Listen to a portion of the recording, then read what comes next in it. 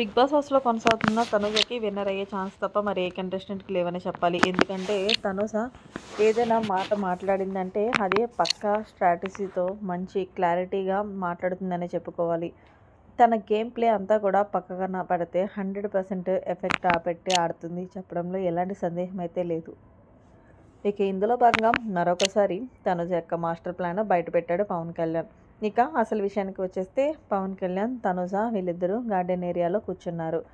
ఇక ఇందులో భాగంగా పవన్ కళ్యాణ్ తనుజతో మాట్లాడుతూ, ఏం తనుజ, నీకు ఇమ్యూనిటీ పవర్ వస్తే నన్ను సేవ్ చేయాలని నీకు అనిపించలేదురా అని అంటూ తనుజని అడిగాడు పవన్ కళ్యాణ్. అయితే తనుజ తన మాస్టర్ ప్లాన్ చెప్పగానే మొత్తానికి పవన్ కళ్యాణ్ కూడా సలాం చేశాడని చెప్పాలి. నెక్స్ట్ లెవెల్ మాట్లాడిందే అర్థం. సో తనుజ ఉంది, అరే నీకు విషయం చెప్పనా, నాకు ఇమ్యూనిటీ పవర్ ఇచ్చారు. నేను బర్నీ గారిని ఒకవేళ సేవ్ చేశాననుకో, మార్నింగ్తో సేవ్ చేశాను అంటారు.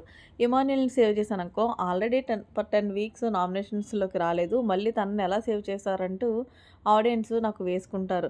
ఒకవేళ నీతో నేను సేవ్ చేశాననుకో, నిన్ను వీళ్ళు ఫ్రెండ్షిప్ అందుకే సేవ్ చేసింది తనుజ అంటూ అనుకుంటారు. సో అలా కాకుండా రీతు అయితే కనుక ఎప్పుడు చూసినా డెమాన్ పవన్ గేమ్ కోసమే ఆడింది, కానీ తన గేమ్ కోసం ఆడలేదు. కానీ ఈరోజు ఏదైతే డెమాన్ పవన్ తనని నామినేషన్ చేసి, నువ్వు నీ మాటలు నీ చేష్టలు మార్చుకోకపోతే కష్టం అంటూ కళాఖండిగా చెప్పేశాడు. ఇప్పటికైనా రీతు తన గేమ్ని మార్చుకుంటాడని నాకైతే అనిపిస్తుంది.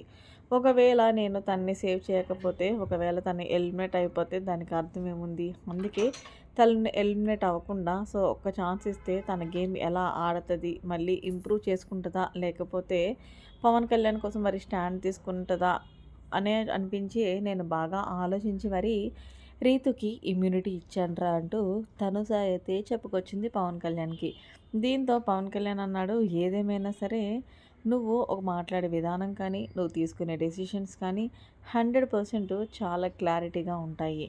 అందుకే నువ్వు ఏదైనా డెసిషన్ చెప్పినా, ఒకవేళ మాట్లాడినా నేను మళ్ళీ ఎందుకు మాట్లాడనుకుంటున్నావు, 100% నాకన్నా 100 టైమ్స్ భలే బాగా ఆలోచిస్తావు అంటూ మొత్తానికి తనుజ యొక్క బుర్రకైతే కనుక సలాం చేస్తున్నాడు పవన్ కళ్యాణ్ లైవ్లో. మరి మీరేమంటారు? తనుజ నిజంగానే కరెక్ట్ డెసిషన్ తీసుకుందా రీతుని సేవ్ చేయడం అనేది? అలాగే తనుజ మాట్లాడిన మాటలపై మీ ఒపీనియన్ని కామెంట్ సెక్షన్లో తెలియచేయండి. మరి మీ లేటెస్ట్ అప్డేట్స్ కోసం మన ఛానల్ సబ్స్క్రైబ్ చేసుకోండి. Thanks for watching. Bye, have a nice day.